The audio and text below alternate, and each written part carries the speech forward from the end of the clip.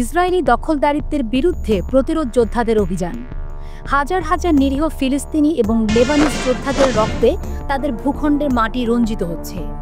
ইসরায়েলের এই অমানবিকতা পুরো বিশ্ব স্তব্ধ।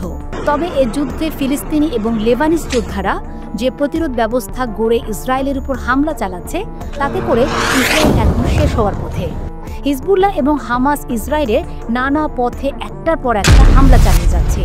ভীত সন্ত্রস্ত ইসরায়েল বাহিনী কি করবে সেটাই দেখার বিষয়। গাজায় ইসরায়েলের গণহত্যামূলক যুদ্ধে এ পর্যন্ত প্রায় ৪৪,০০০ ফিলিস্তিনিকে হত্যা করেছে। সেই সাথে লেবাননে চলমান গণহত্যা, ফিলিস্তিন এবং সমগ্র অঞ্চল জুড়ে প্রতিরোধ গোষ্ঠীগুলো তেল আবিব সরকারের বিরুদ্ধে তাদের অভিযানও অব্যাহত রেখেছে। হিজবুল্লাহ সহ ফিলিস্তিনি এবং আঞ্চলিক প্রতিরোধ গোষ্ঠীগুলোর দ্বারা যে অপারেশনগুলো হয়েছে সেগুলোর তথ্য তুলে ধরা হলো। ১৯ নভেম্বর আল কাসাম ব্রিগেডের অপারেশন।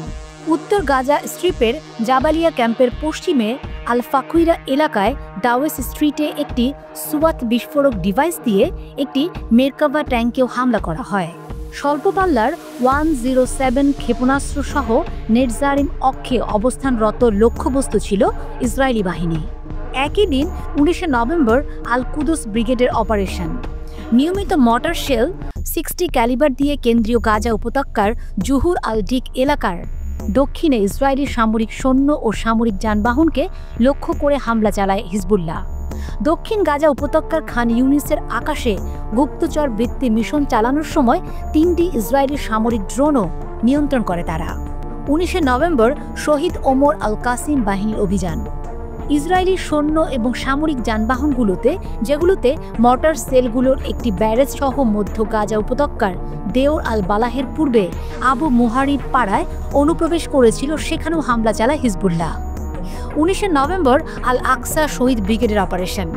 হিজবুল্লাহ একটি ইসরায়েলি সামরিক ড্রোনের নিয়ন্ত্রণ জব্দ করে এবং পশ্চিম তীরের দখলকৃত তুবাসের তামাউন শহরে একটি গোয়েন্দা মিশন চালানোর সময় এটির ভেতরে সংরক্ষিত গোয়েন্দা তথ্য সংগ্রহ করে। ১৯ নভেম্বর মুজাহিদিন ব্রিগেডের অপারেশন। দখলকৃত পশ্চিম তীরের জেনিন শহরের আল ওয়াদান পাড়ায় শূন্য দূরত্ব থেকে মেশিন গান ব্যবহার করে ইসরায়েলি বাহিনীর সাথে সংঘর্ষে জড়িত হয় প্রতিরোধ যোদ্ধারা। ১৯ নভেম্বর ইয়েমেনি সামরিক বাহিনীর অভিযান।